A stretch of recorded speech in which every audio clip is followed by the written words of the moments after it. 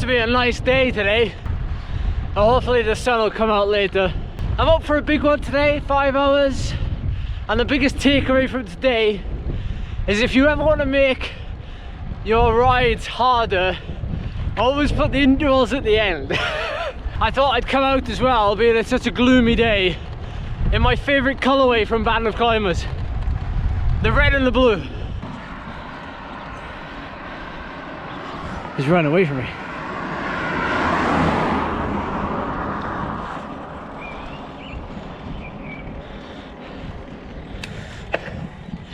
It's alright.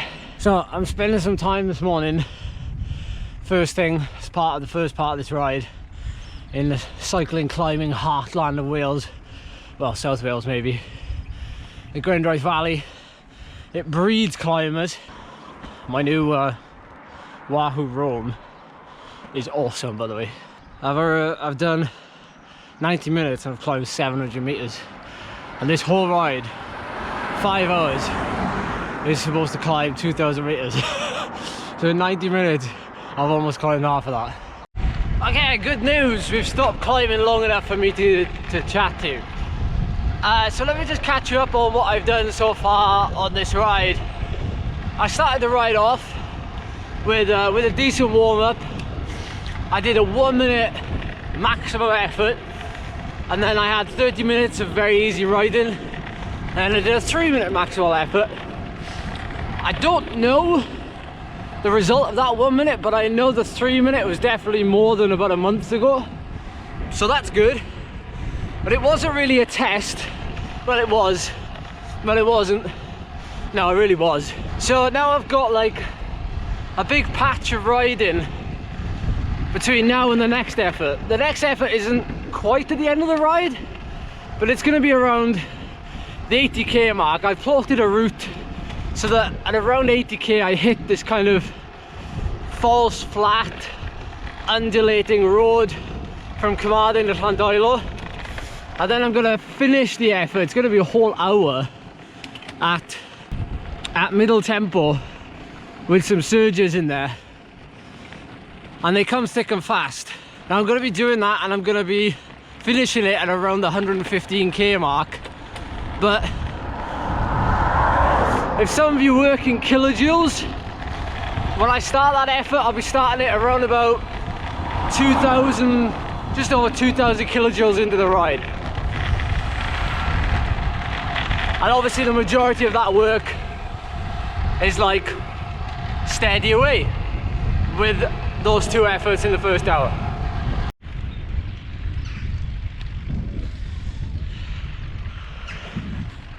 Just checking in with you again. We've got, I don't know, about 20 minutes until I start this 1 hour block. Legs are a bit tired. I get a little bit nervous. You're always nervous when you're doing efforts at the end of a ride. Doesn't matter how kind of steady they are or hard they are. Obviously the harder they are, I think the more nervous you get, but it's never like, it's efforts at the end of a ride, they're always like, oh, you mean human being. Nice views here though, just coming out of Carmarthen and the valley. That's a small valley in comparison to what we live in. I've been on top by fueling really well today. I've got through 1 bottle of 50 grams of carbs. I've also been eating a 25 gram bar every half an hour, so it's 50 grams of carbs there an hour. And what I'm planning on doing now is, even though I've got 2 bars left and I've got 3 hours to go, I've still got a full bottle as well. I'm going to drink the bottle during the 1 hour effort,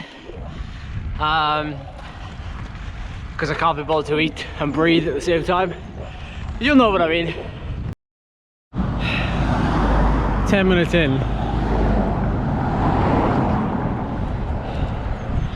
3 temporary sets of traffic lights in about 5 minutes. I have to say, quite frankly, my efforts have been ruined. Or maybe half of the efforts then, because this whole block is an hour, but certainly this first half, I can't believe it. I thought sticking to the main road would be better, but actually I'm just should have been on the crap B road.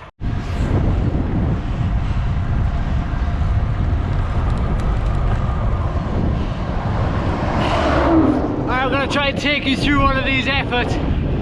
So right now I'm doing 300 watts and I'm focused on tucking myself in, trying to be a little bit more aero because it's good practice for that.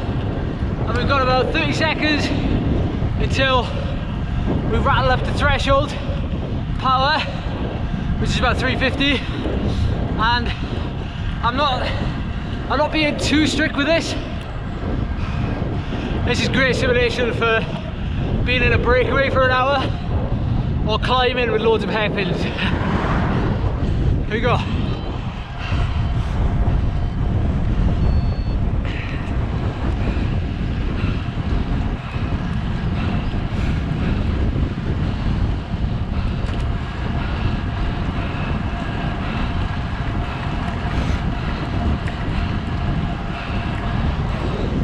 Slightly over.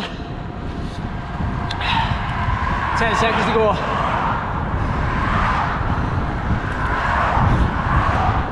.360, doing 40k an hour.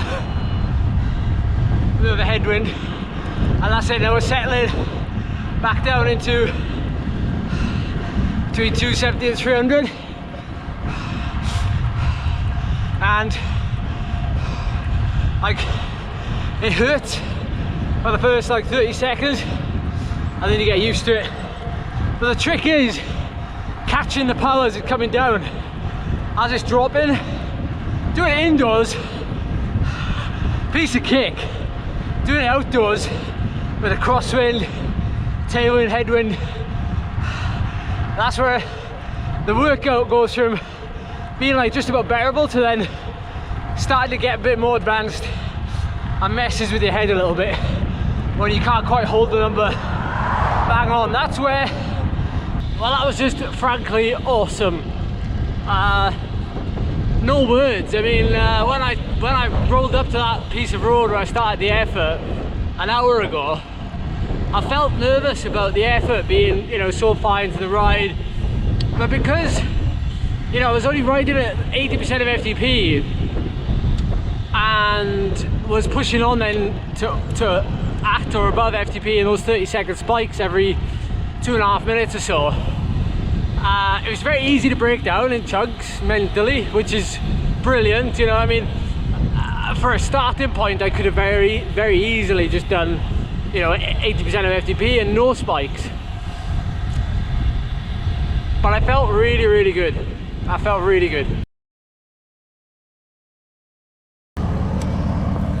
Guess what? More traffic lights. I tell you what though, I would have been absolutely in my element if I'd done that at like Mount Teedy in Tenerife, you know, just 1 hour of just constant uphill. That would be even more motivating. That would be the only way that session I've just done would have been any better. I'll put up on the screen an extract from my Strava. Hopefully some of you follow me on Strava as well, because it'll give you a better picture of what I've done today. And I'll link it down below anyway, but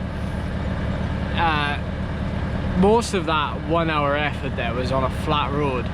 The difficulty comes, like, and I spoke about it when I was in the middle of that effort, and you're probably wondering how the heck can he speak.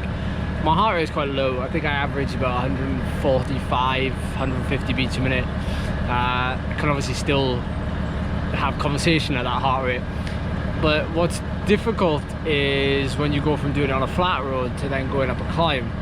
And right at the end of the hour, maybe the last 10 minutes, I was going up like a 10% climb for about 1 kilometer.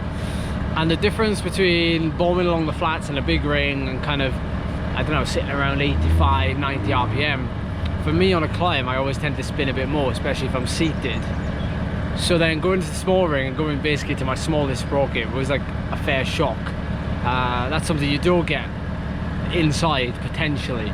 But it's another useful thing, you know, doing it outside. But you know, it's something that if you've done before, which obviously I have, it comes back to quite quickly, and it's just learning to regulate your power with your cadence. You know, when you change terrains, it's why they say some people they can climb but they can't time trial, and vice versa. It's the way they put that power down sometimes. So yeah, I'm just getting used to that again, but it's all good. Oh, finally got back. I'm gonna go off on a whim. I'm gonna go off on a whim and say that was probably one of the best rides I've done in like a long time. And when I finished the ride, I hit save on my Wahoo, and I looked at the power numbers for like 30 seconds. I was like, when did I go that hard? I didn't sprint it anymore. And then I thought, all right, I remember. I did a 1 minute max effort and a 3 minute max. My 1 minute was 6:07, so that is basically the same as what it was like a month ago. But the way I got that power out was different. Like, I think I produced more power over that first 30 seconds than I did a month ago, which is great news. Wahoo, I don't know what I did for 3 minutes. I did 3:41 for 5, but I'm assuming the 3 minute one was pretty good. Because it felt good. That was perfect. That was brilliant. I really enjoyed that. And I hope you enjoyed watching as well. If you did, please give this video a like and subscribe if you haven't already. And I'm going to go and eat my body weight in food and watch some cycling on TV.